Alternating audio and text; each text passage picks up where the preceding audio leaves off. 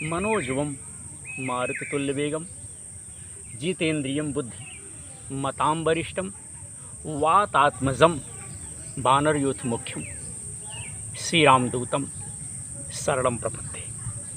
साथियों नमस्कार, मैं विनोद दुबे अपने समस्त भाई बहनों का स्वागत करता हूं और आशा करता हूं कि आप सबका प्यार, आप सबका स्नेह इसी प्रकार से मिलता रहेगा। साथियों, हिंदू धर्म में विशेष तौर पे हनुमंतलाल जी की पूजा अर्चना करने का विधान है। आज हम हनुमान जी के जो 5 मुख हैं उस पर हम चर्चा करेंगे। 1 मुखी, 2 मुखी, 3 मुखी, 4 मुखी, 5 मुखी हमारे जो बजरंगबली हैं,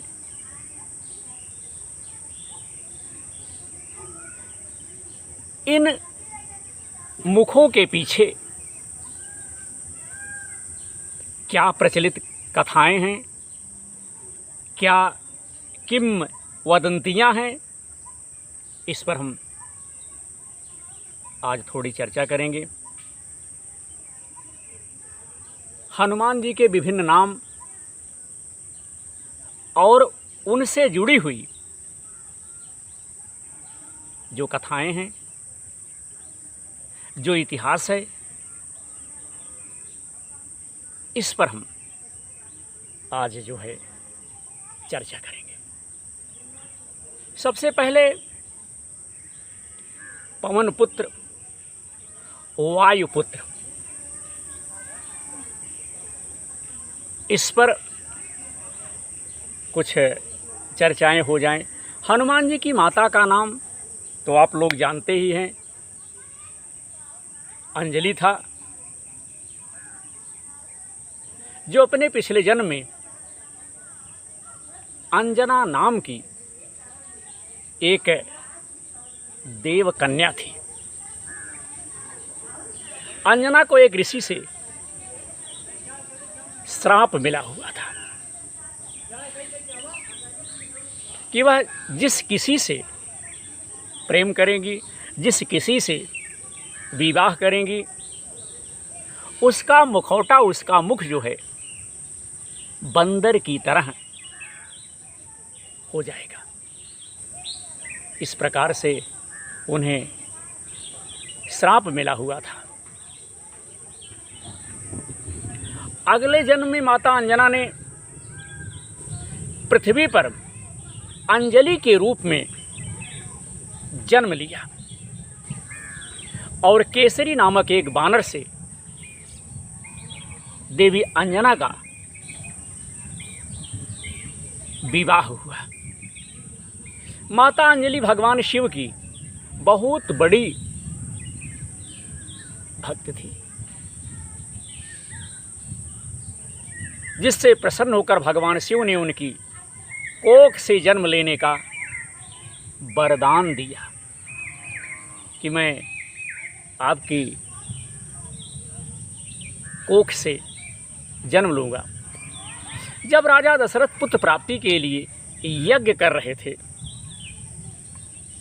तब ऋषि ने दशरथ की 3 पत्नियों को खीर खाने को दी। माता कौशल्या की खीर की प्याली में अचानक एक चील आई और थोड़ी सी खीर अपने पैर में,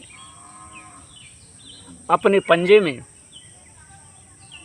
ले करके उड़ गई। साथियों, जब वह खीर लेकर के चील उड़ गई। माता अंजलि एक जगह पर भगवान शिव की आराधना कर रही थी। तब शिव जी ने वायुदेव को चील के पंजे से वह खीर माता अंजलि के हाथों में गिराने का आदेश दिया, हुक्म दिया। वायुदेव ने ठीक वैसे ही किया और माता अंजलि ने वह खीर भगवान शिव का आशीर्वाद समझकर, प्रसाद समझ करके खा लिया। जिसके बाद उन्होंने मारुति को जन्म दिया। इसलिए उन्हें पवनपुत्र या वायुपुत्र के नाम से भी जाना जाता है। अब साथियों, नंबर 2 है हनुमान नाम कैसे पड़ा। पवन पुत्र का, बजरंगबली का नाम हनुमान नाम जो है कैसे पड़ा, आइए इस पर भी कुछ हम सब चर्चा करते हैं। साथियों, जैसा कि हमने आपको बताया कि हनुमान जी का असली नाम मारुति था, तो अब सोचने वाली बात यह है कि उनका नाम हनुमान कैसे पड़ गया।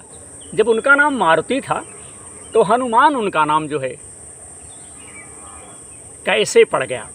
दरअसल हनुमान संस्कृत भाषा का शब्द है जो 2 शब्दों के मेल से बना है। हनु अर्थात जबड़ा व मान अर्थात विकृत। इस तरह हनुमान का अर्थ हुआ विकृत या मुड़े हुए जबड़े वाला।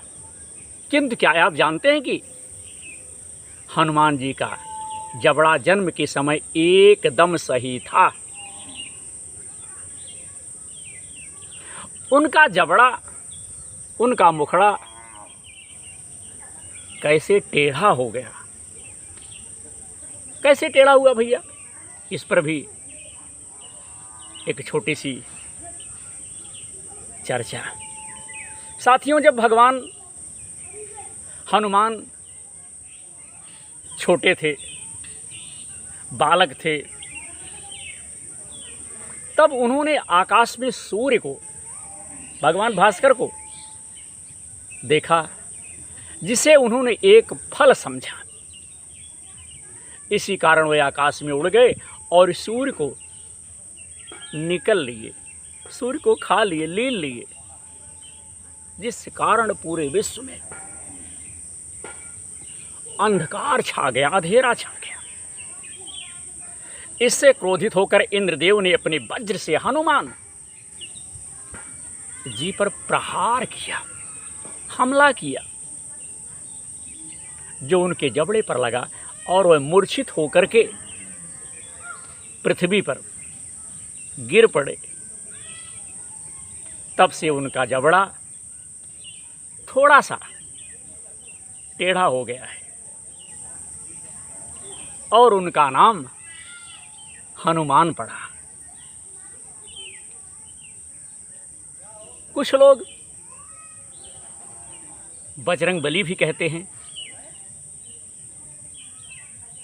मारुति हनुमान का नाम जो है बजरंगबली क्यों पड़ा। साथ ही बजरंगबली का अर्थ क्या है, इस पर भी थोड़ी चर्चा हम जरूर करेंगे। देखिए, संस्कृत भाषा में बजरंग का अर्थ कुमकुम या सिंदूर से होता है। इसके पीछे भी एक रोचक कथा है। आप सभी को यह भली भांति ज्ञात है कि भगवान राम के सबसे बड़े भक्त हनुमान थे और हनुमान जी को भी प्रभु राम से अत्यधिक लगाव था। एक दिन हनुमान जी को माता सीता के सिंदूर जो है लगाने की बात पता चली तो वे उत्सुकतावश इसके पीछे का कारण पूछ बैठे। तो सीता माता ने उन्हें बताया कि वह सिंदूर श्री राम के लिए लगाती हैं, जिससे वह स्वस्थ रहते हैं और दीर्घायु बनते हैं। इतना सुनते ही भैया हनुमान जी ने सोचा कि यदि माता सीता केवल इतना सा सिंदूर लगाने से देवी सीता का इतना प्रभाव पड़ सकता है तो मुझसे क्यों नहीं। साथियों, इसके बाद उन्होंने अपने पूरे शरीर पर सिंदूर का लेप जो है लगा लिया हनुमान जी ने। तब से उनका नाम बजरंग बली पड़ गया। इसलिए आज भी आपको हनुमान जी के मंदिर में सिंदूर चढ़ाने की, सिंदूर लगाने की परंपरा आपको मिलेगी। साथियों, संकट मोचन नाम क्या है? बड़े अगूढ़ प्रश्नों का हमने लेख तैयार किया है और आशा है कि इन अगूढ़ प्रश्नों का जो मैं तर्क सहित उत्तर दे रहा हूँ हमारे भाइयों को अच्छा लगेगा। साथ ही साथ समय समय पर हम इसी प्रकार से तर्क वितर्क से संबंधित प्रश्नों का उत्तर देने की कोशिश करूँगा।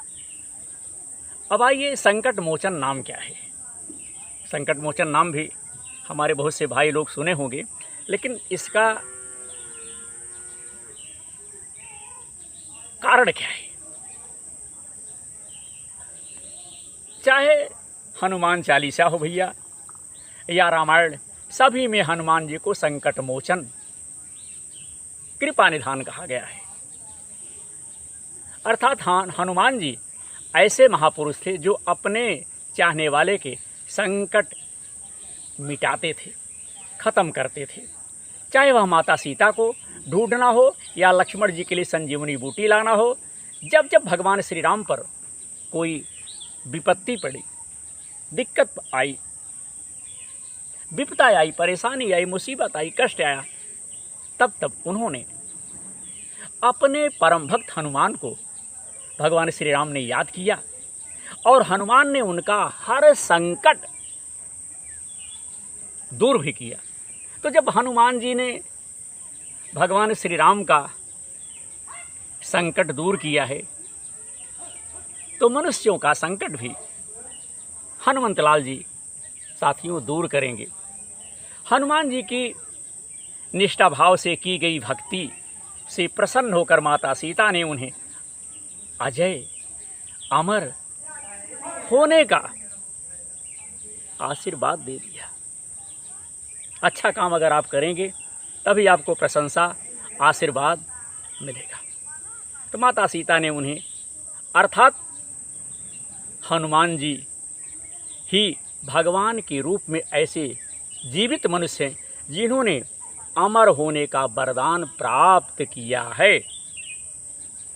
लोगों को आज भी यह प्रबल रूप से मानना है कि भगवान हनुमान आज भी किसी ना किसी रूप में इस पृथ्वी पर हैं और उन्हें अगर सच्चे मन से याद किया जाए तो वह अपने भक्तों के हर संकट का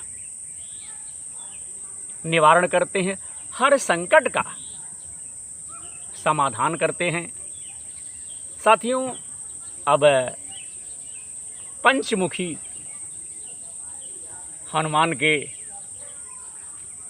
अवतार की चर्चा जो है करेंगे। इसलिए कि हमारा विषय पहले ही था कि एक मुखी, दो मुखी, तीन मुखी, चार मुखी, पंचमुखी। पंचमुखी हनुमान का अवतार जो है किस प्रकार से हुआ। देखिए, पंचमुखी भी एक संस्कृत भाषा का शब्द है जो दो शब्दों के जोड़ने से बना है। इसमें पंच का अर्थ संख्या, पाँच से है, व मुखी का अर्थ मुँह से है, अर्थात पाँच मुख वाले हनुमान।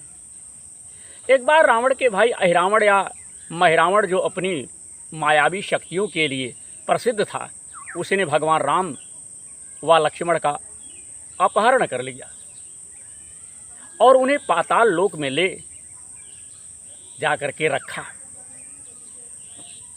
वह वहाँ अपनी देवी महामाया के सामने दोनों की बलि चढ़ाने वाला था, किंतु हनुमान जी वहाँ उन्हें बचाने